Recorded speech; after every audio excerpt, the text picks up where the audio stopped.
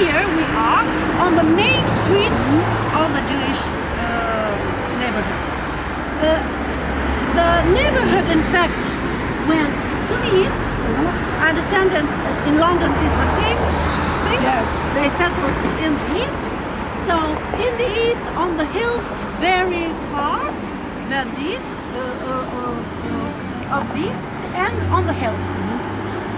One hill is known because it was the Millwind hill. So the Jewish persons were millers and bakers, and I understand that one of your ancestors was baker. Yes.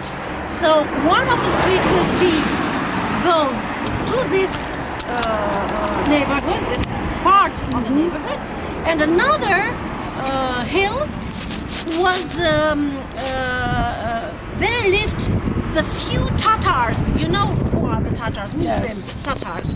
The few Tatars of Iași, who stayed in Iași after all the wars and battles that we have with them, and they were so tolerant that they gave to the Jewish people a great zone where it was the first cemetery, Jewish cemetery of the city.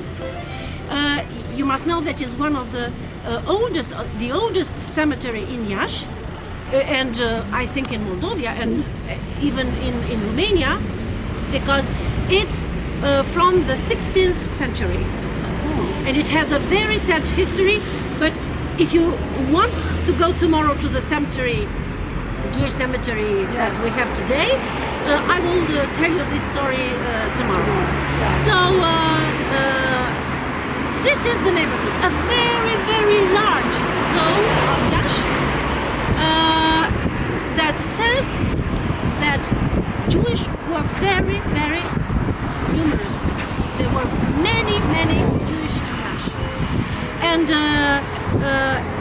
the first, that is very interesting, the first Jews were Sephard. They came after the Treaty of Alhambra, 1492, to Istanbul and Salonik.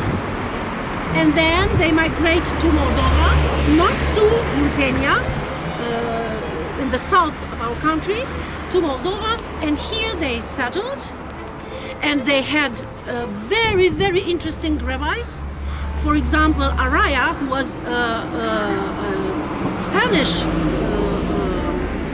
rabbi who came with the Sephards here and who lived 40 years in Iași and was 40 years the rabbi of the Sephard community in Iași. In the 16th, 17th century, the Ashkenaz come in very large number because in this area, you know now, when it's very complicated to live because there are Polish, Ukrainians, Cossacks, Russians, Jews, Polish, Romanians, all sorts of ethnies and religions. Always when something went wrong, the black sheep was the Jews. And of course, they migrated to us, to Moldavia, because here we needed workers and mostly tenants for the great properties that Romanian aristocracy got here. So when they came to Iași, they were in the shtetls or in the villages, they were tenants. They couldn't have their own properties because they weren't Romanian, Moldavian. I think Florin and Bogdan explained to you the problem with the citizenship in Moldova and in Romania. So they were millers, bakers, commercials. Later they became bankers, jewelers, and even doctors, advocates, and the superstructure of the society. When we came there, the population of Iași didn't like it very much.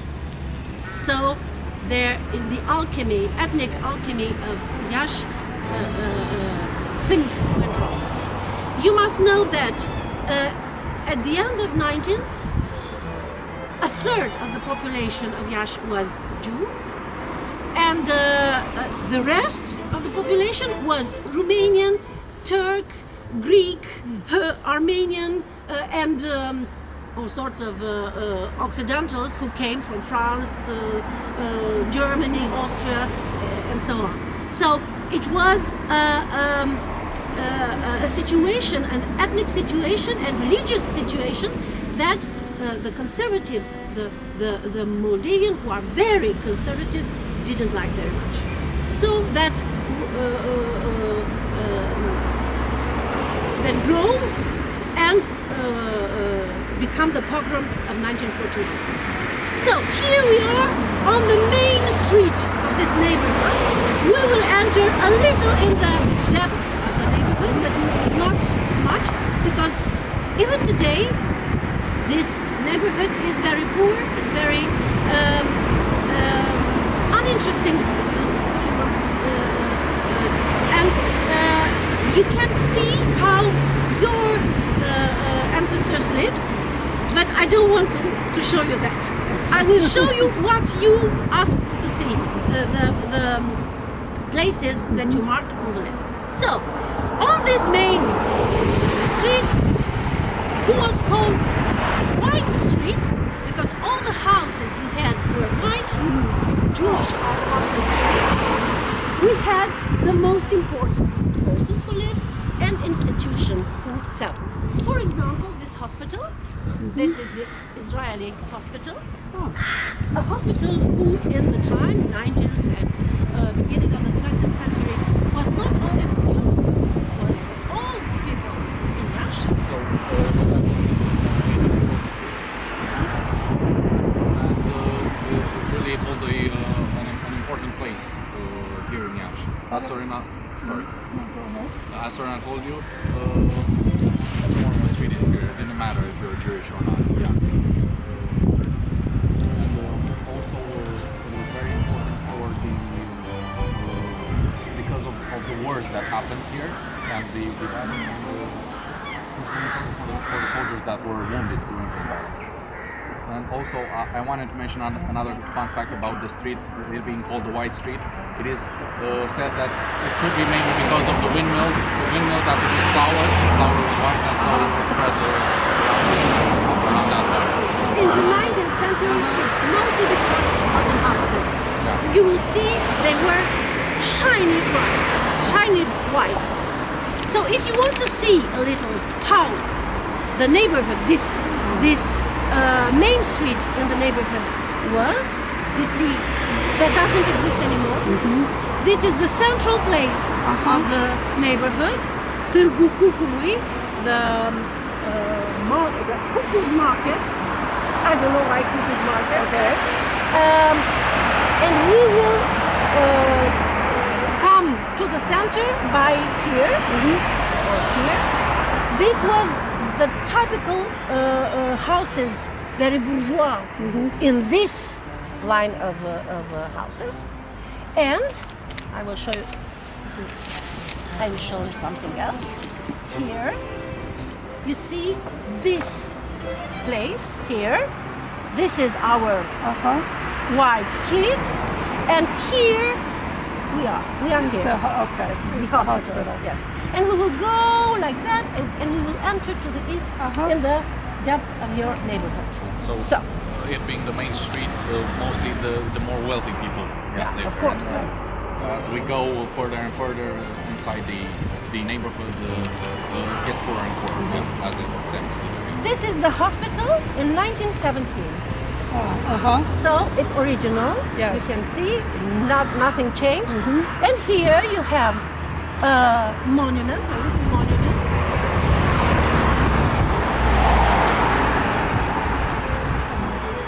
That Bogdan will translate. Yeah.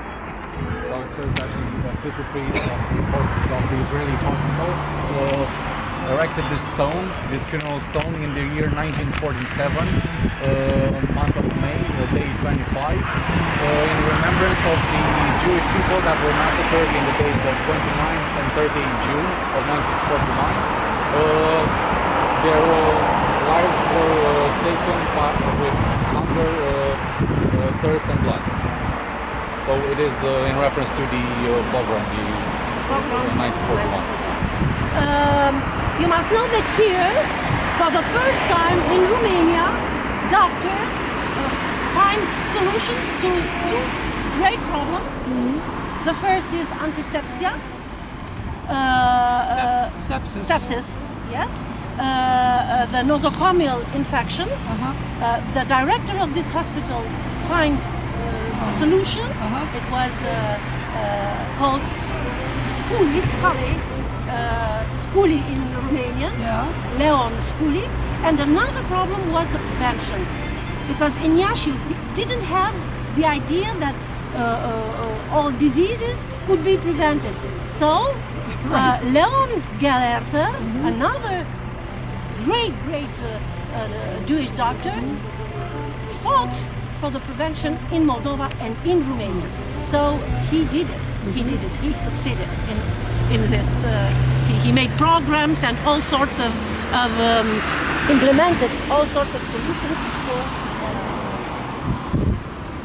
What is this building now? It's a maternity. Yes. It's called Elena Dam. Yeah. So we go to the main street and we see nothing. There is nothing left from the beautiful houses of the past. We see just two examples of what it might be. It's red, we must stop. But you must know that here there were a lot of not only beautiful houses, but offices, cabinets, and very bourgeois shops. Because here the jewelers, the great merchants, for here it was in fact a symbolic frontier between Jewish and the rest of the town. Even if there was the Turkish neighborhood, there was the Greek neighborhood, and a little further the Armenian neighborhood. But this road, this street, this wide street, was symbolically the frontier. But you must know that Jews in Iași never had a ghetto. They wasn't confined. No, never. And for a long time, they lived in a very good relation with the other ethnies, including.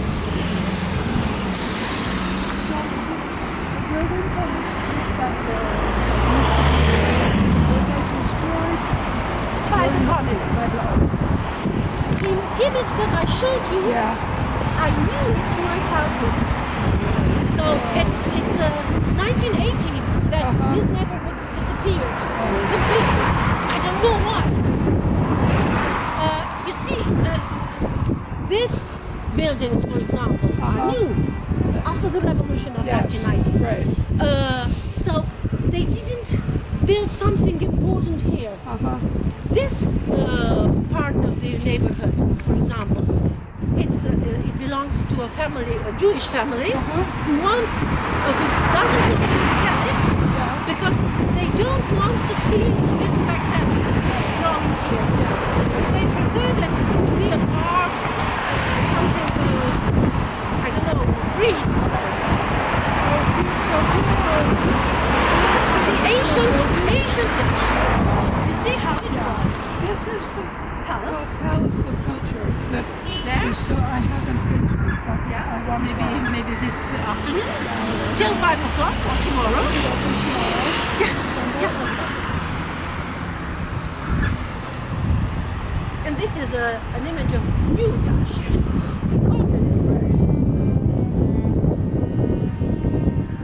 So we come to a very beautiful house that was restored by a private person.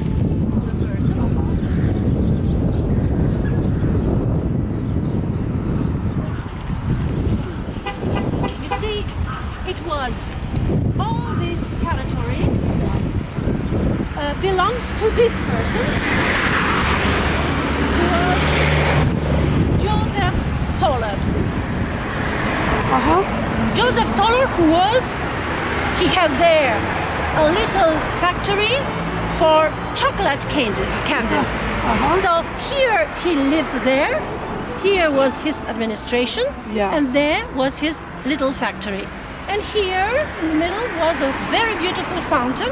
I will show you. Okay. And it was one of the places the most beautiful in town, not only in this area.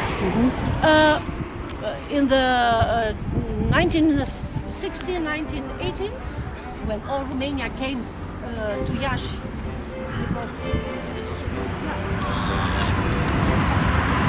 In the war,